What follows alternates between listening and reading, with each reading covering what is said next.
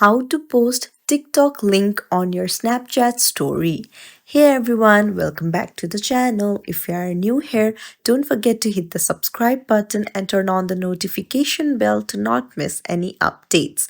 So let's dive right in. First things first, head over to your TikTok app, then choose the TikTok that you want to post to your Instagram story.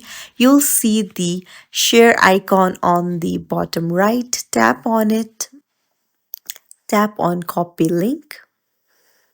The link has been copied. Now come back and go to your Snapchat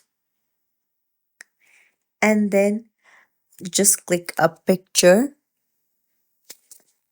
and then you'll see the attachment icon on the right hand side. Tap on it and then tap on allow paste, and then on type a URL option, just long press on it and then hit paste, hit go, and you can see attach to snap option. Tap on it,